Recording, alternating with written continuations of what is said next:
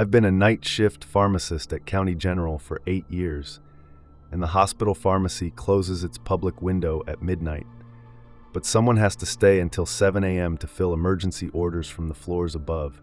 So most nights it's just me in a locked room surrounded by controlled substances and the hum of refrigeration units. It was late March, sometime around 3:30 a.m., when the internal phone rang, and the hospital was unusually quiet with no codes, no traumas, just the skeletal crew keeping the building alive. I picked up and said pharmacy, but all I heard was breathing, slow and deliberate. "This is pharmacy," I repeated, trying to sound professional. "How can I help you?" "You can start by checking the security camera for loading dock 3, a man's voice said in a tone that was calm and almost friendly. My stomach dropped because loading dock 3 was directly below the pharmacy, accessed through a service elevator that required a keycard. So I pulled up the camera feed on my computer and saw the image was grainy, backlit by a single floodlight cutting through the darkness. A figure stood beside a white van, looking directly up at the camera, and he raised his phone to his ear. "I can see you," I said, trying to sound authoritative. "You're in a restricted area, and I'm calling security." "Don't do that yet," he interrupted. "I need you to really think about who you're dealing with. So do you remember filling a prescription on November 14th for oxycodone, 90-day supply, for a Margaret Chen?" I did remember, not because of the prescription itself, but because of what happened after, since the prescription had seemed legitimate at first glance. But something felt wrong because the dosage was high, the prescribing doctor was out of state, and when I called to verify, the number went to a disconnected line, so I had refused to fill it and flagged the prescription as fraudulent, and the woman who brought it in had screamed at me through the window, threatened to sue, called me every name she could think of. "That was a fake prescription," I said. "I did my job." "You did more than that," the man's voice turned sharp. "You called the police and you testified at her trial, so because of you, Margaret Chen is in prison for prescription fraud, and because of you, her pain management stopped, and because of you, she killed herself 3 weeks ago." The words hit me like a physical blow, and I stammered. I didn't know. "You didn't care," he cut me off. "You were so proud of yourself for catching a drug seeker, but did you ever consider that she was in actual pain, that she was desperate?" "If you're upset, we can talk about this, but you need to leave hospital property." "I'm not upset," he said, and I could hear the smile in his voice. "I'm past upset, and I'm at your son's daycare right now." My blood turned to ice, and I asked, "What?" "Bright Futures Learning Center," he continued. "You drop him off at 6:45 every morning before your shift ends. His name is Oscar. He's 4, and he has the dinosaur backpack." I couldn't breathe and begged, "You stay away from him." "I'm just sitting in my car across the street," the man continued casually. "The center doesn't open until 6:30, so that's almost 3 hours from now, and a lot can happen in 3 hours, but here's what's going to happen in the next 20 minutes. You're going to fill a prescription for me." "I'm not doing that. Then I'll be waiting in the parking lot when they unlock those doors, and maybe I'll follow the teacher inside, or maybe I'll wait until Oscar comes running out to the playground, because 4-year-olds are so trusting, aren't they?" My hands were shaking so violently I could barely hold the phone, and I pleaded, "Please, he's just a child." "So was Margaret's daughter when her mother died, but we don't get to choose who suffers, do we?" he replied. "Now I'm going to walk to the service entrance. You're going to unlock it remotely, and then you're going to prepare the following medications." He listed off a cocktail of controlled substances, enough opioids, benzodiazepines, and stimulants to stock a street pharmacy for months. "Security will see you on camera," I said weakly. "I have a hospital ID badge and I know the camera blind spots, so I've been planning this for a while, but if you alert anyone, if you deviate from my instructions by even 1 second, I make a phone call and my friend goes into that daycare." I looked at the camera feed again and saw he was moving toward the service entrance now, his face hidden beneath a baseball cap. Every protocol I knew screamed at me to call security, to refuse, to let the system work, but all I could think about was Oscar's face, the way he hugged me goodbye each morning, his dinosaur backpack bouncing against his small shoulders. The phone buzzed with an incoming text, and it was a photo of the daycare's front entrance taken from across the street, with the timestamp reading 3:41 a.m., proving someone was really there. "I'm waiting," the man said. My finger hovered over the door release button, and if I opened that door, I was complicit, but if I didn't, I was gambling with my son's life. I made my choice. I pressed the button and the service entrance unlocked with a soft click, and through the camera, I watched him slip inside and disappear from view, while my computer monitor cast blue light across my face as I began pulling bottles from the locked cabinet, my hands moving on autopilot while my mind screamed. The elevator doors opened and he stepped into the pharmacy. Then everything happened at once as security burst through both doors with guns drawn, and he went down hard, face first on the tile, and within seconds he was in handcuffs. I stood frozen with bottles still in my hands as a security officer approached me. "We've been tracking him for 2 weeks," she explained. "He's been stalking you, and we were waiting for him to make his move, but officers are already at the daycare, and there's nobody there." My legs gave out and I collapsed into my chair. The man was arrested, charged, convicted, but I requested a transfer to day shift anyway because I couldn't be alone anymore in that locked room, surrounded by pills and cameras, and the memory of how close I came to making the worst decision of my life. Some nights I still dream about that button, about the choice I made, and I wonder what I would have done if the police hadn't been there. I worked the closing shift at a university library. Not the main campus library, the satellite one near the graduate housing complex, tucked back in the woods where doctoral students go to hide from civilization. During finals week, the place is packed until we kick everyone out at 2 a.m., but in summer session, I'm lucky if I see 5 people all night. Last Thursday was one of those dead nights. It was raining hard, the kind of rain that turns parking lots into rivers. By 11 p.m., I'd already done my walkthrough. The building was empty except for me. I settled behind the circulation desk with my laptop, working on job applications, half watching the security monitor that cycled through camera feeds. At 11:47 p.m., I heard the front entrance beep. Someone had used their student ID to swipe in. I looked up, expecting a stressed grad student desperate for a quiet place to work. A woman walked in. She was drenched, absolutely soaked through. Her long dark hair was plastered to her face, and her clothes were dripping water onto the tile floor. She wore jeans and a gray hoodie that hung heavy with rain. No umbrella, no jacket, no bag. She walked straight to the desk. Water pooled at her feet. "Hi," I said. "Nasty night out there. Can I help you find something?" She stared at me for a long moment, not blinking. Her eyes were bloodshot. "Bathroom," she finally said. Her voice was hoarse, barely above a whisper. "Sure, down that hall, second door on the left." She nodded once and walked in the direction I pointed, her wet sneakers squeaking with every step. I watched her disappear around the corner, then went back to my laptop. Something felt off, but I couldn't put my finger on it. 20 minutes passed. She hadn't come back. I pulled up the security feed and cycled through the cameras. The bathroom hallway was empty. I checked the reading rooms, nothing. The study carrels, nothing. I went through every feed twice. She wasn't anywhere. A knot of anxiety formed in my chest. I grabbed my walkie-talkie and did a physical sweep of the building. I checked every aisle, every study room, even knocked on the bathroom door. "Hello? Are you okay in there?" Silence. I pushed the door open. The bathroom was empty. All 3 stalls were open, lights off. The floor was dry except for a few wet footprints leading to the middle sink. Then, nothing. They just stopped. I radioed campus security. "Hey, this is Mitchell at the grad library. I've got a situation. A woman came in about 20 minutes ago, said she needed the bathroom, and now I can't find her anywhere." "Copy that. You want us to send someone over?" "Yeah, please." While I waited, I went back to the desk and rewound the security footage.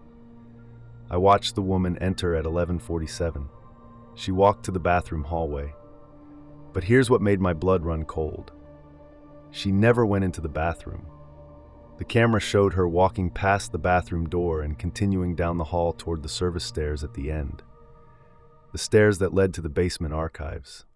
Those stairs required keycard access. Only staff had it. But on the video, she opened the door and went through like it was nothing. Campus security arrived 15 minutes later, 2 officers with flashlights. I showed them the footage. Basement archives are locked, I said. She shouldn't have been able to get in. We went down together. The archive room was cold and musty, lined with rows of old periodicals and boxes of donated papers nobody had cataloged yet. The officers swept their flashlights across the aisles. "Anyone down here?" one called out. No response. We walked deeper into the archives. Then I saw it. The emergency exit door at the far end was propped open with a wooden wedge. Rain was blowing in, soaking the concrete floor. The door's alarm had been disabled, wires hanging loose. "She went out this way," the officer said, examining the door. "Looks like it's been rigged for a while. You been having any issues with this exit?" "No," I said. "I check it during my rounds every night. It was secure at 9 p.m. The officer looked at me seriously. "She must have come in earlier and rigged it, then left, waited outside, and came back in through the front to get your attention." "Why would she do that?"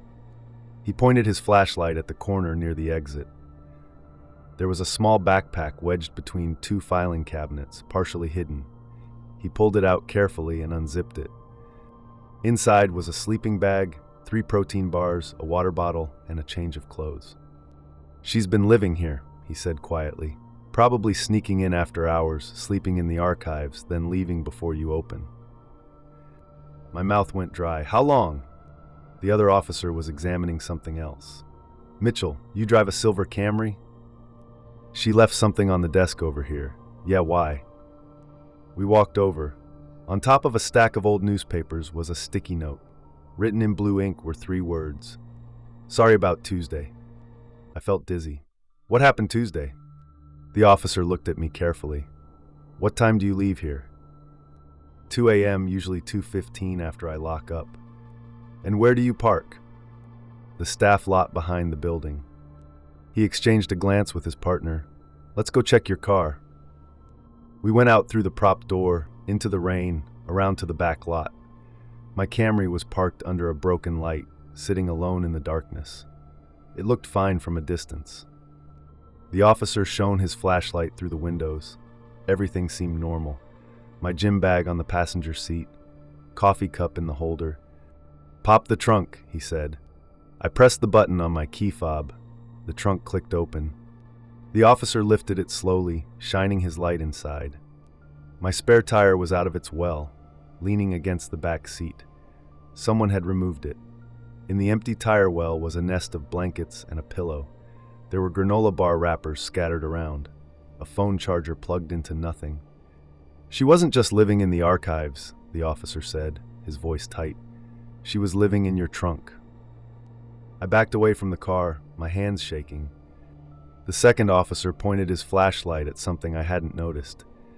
The inside trunk release, the emergency lever that glows in the dark so people trapped inside can escape, had been tied off with a zip tie, making it accessible from inside the trunk well.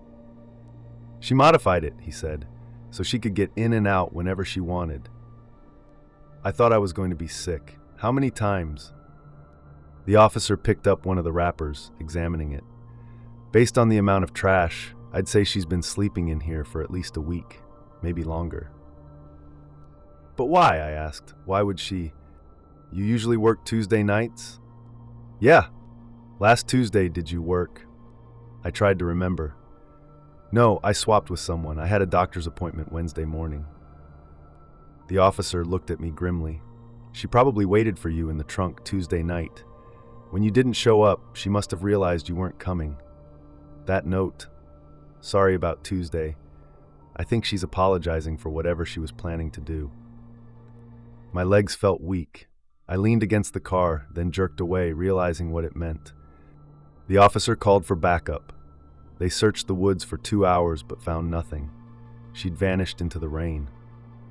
Campus security recommended I get my car professionally cleaned and change my locks, even though she'd never actually been inside my apartment. They filed a report, they increased patrols, they changed the keycard access codes. But I couldn't shake the image from my head.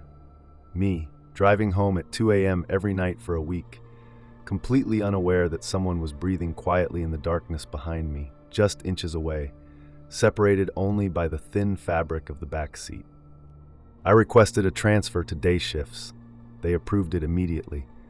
I still work at the library, but I don't close anymore. And before I get in my car, anywhere, I check the trunk first, every single time. I took the overnight security job at the Marine Discovery Center because it sounded peaceful. A small regional aquarium on the coast, mostly funded by donations. The kind of place where elementary school kids take field trips to learn about jellyfish and touch starfish in shallow pools. The pay was decent for sitting alone in a building full of sleeping fish. My supervisor, Rita, was a tired-looking woman in her 50s who walked me through the building on my first shift. She showed me the control room, the emergency protocols, and the backup generators in case of power failure. "The building makes noise at night," Rita warned me, pulling her cardigan tighter. "The filtration systems, the aerators, the chillers for the cold water exhibits. It sounds like the whole place is breathing." "I can handle noise," I said. "Just stay out of the touch tank area after midnight," she added, almost as an afterthought. "The motion sensors get finicky and trigger the audio guides. Scares the hell out of you if you're not expecting it." She handed me the keyring and a two-way radio, then left through the staff entrance.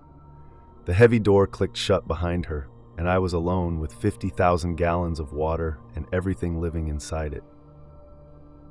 The first hour was fine. I made my rounds through the circular main gallery, my footsteps echoing on the polished concrete. The blue glow from the massive tanks cast everything in an underwater light. Thousands of silver fish moved in synchronized schools. Sharks cruised past the thick acrylic panels, and the octopus sat motionless in its rocky cave, watching me with one intelligent eye. Around midnight, I settled into the control room with my phone and a thermos of coffee. The building hummed and gurgled like Rita said it would. The sound of water moving through pipes, pumps cycling on and off, the occasional splash from the open-air sea lion pool outside. At 12:47 a.m., I heard the audio guide click on in the touch tank room. "Welcome to our touch tank exhibit," a cheerful recorded voice echoed through the halls. "Feel free to gently touch our horseshoe crabs and sea stars." I sighed. Motion sensor glitch, just like Rita said. I waited for it to finish its 30-second loop and shut off. Silence returned. 10 minutes later, it triggered again. Same recording, same chipper voice inviting ghost visitors to touch non-existent animals. By 2 a.m., it had gone off 6 times. I decided to disable it manually rather than listen to it all night. I grabbed my flashlight and headed down the curved hallway toward the touch tank area. The room was at the far end of the building, a small circular space with a shallow pool in the center and informational posters on the walls. The motion sensor was mounted in the corner, a small black box with a blinking red LED. I reached up to switch it off when I heard something that made my hand freeze in midair. Splashing. Not the ambient sound of the filtration system. This was rhythmic, deliberate, the sound of something moving through shallow water. I turned slowly toward the touch tank. The pool was about 3 feet deep and 10 feet across. In the dim blue safety lights, I could see the water moving, ripples spreading from the center, but I couldn't see what was causing them. The horseshoe crabs and sea stars don't move like that. They barely move at all. "Hello?" I called out, my voice sounding small in the dark room. The splashing stopped immediately. I walked closer to the tank, shining my flashlight down into the water. The beam caught something at the bottom that didn't belong. It wasn't marine life. It was a sneaker, just one, resting among the rocks and shells. My skin prickled. I swept the light across the rest of the tank. Nothing else unusual, just the shoe. Then the audio guide clicked on again, much louder now that I was standing right beneath the speaker. Welcome to our touch tank exhibit. And overlapping it, from somewhere behind me in the hallway, I heard a second voice. It wasn't a recording, it was someone mimicking the recording, word for word, in a slow, mocking whisper. Feel free to gently touch our horseshoe crabs and sea stars. I spun around, my flashlight beam cutting through the darkness. The hallway was empty, but I could hear wet footsteps moving away, the squeak of soaked fabric against the floor. I should have run back to the control room and locked the door. Instead, I followed the sound. The footsteps led me back toward the main gallery. I moved quietly, keeping the flashlight pointed low.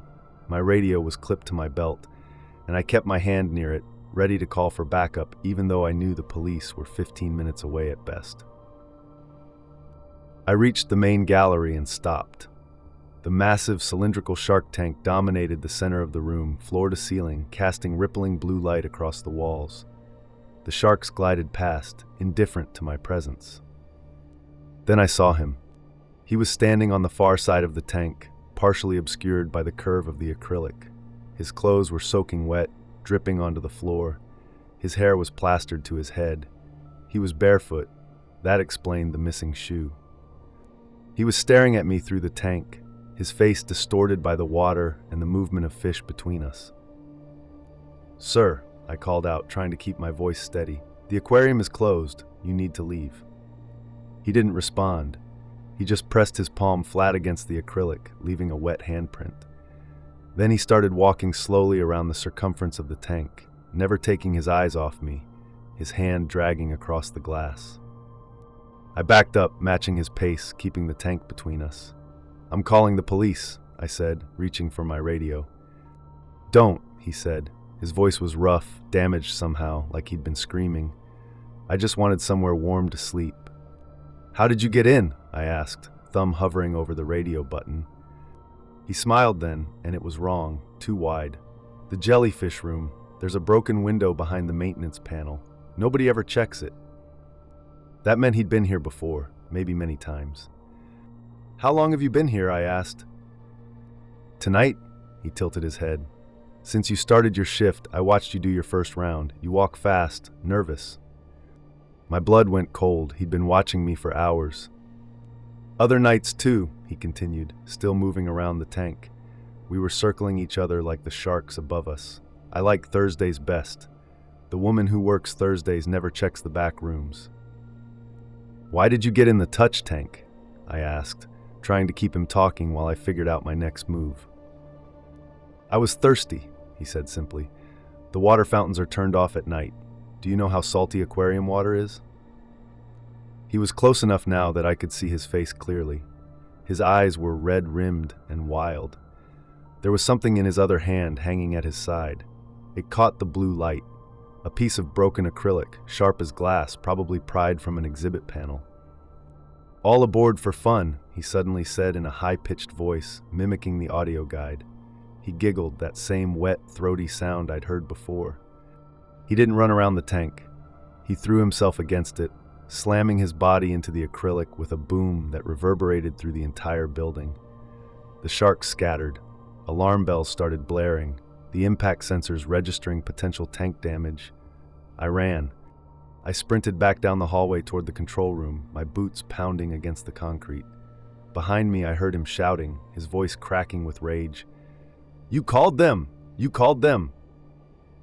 I burst into the control room and slammed the door, throwing the deadbolt. Through the security monitors, I watched him emerge into the main gallery. He was holding the shard of acrylic like a knife, his chest heaving. He looked directly at the camera and smiled. Then he walked calmly toward the staff exit and disappeared. I grabbed the phone with shaking hands and called 911. The police arrived 12 minutes later with dogs. They found his nest in the maintenance crawl space behind the jellyfish exhibit. A sleeping bag, food wrappers from the staff break room vending machine, and a collection of employee name tags he'd stolen from the lost and found. They found the broken window he'd mentioned, hidden behind a panel that hadn't been opened in months. He'd been coming and going for weeks, maybe longer. They never found him. The officer told me he was probably just a transient looking for shelter, But that didn't explain the makeshift weapon, or the way he'd watched me for hours before revealing himself, or why he'd collected our name tags like trophies. I quit the next morning. They offered me double pay to stay until they found a replacement, but I couldn't do it.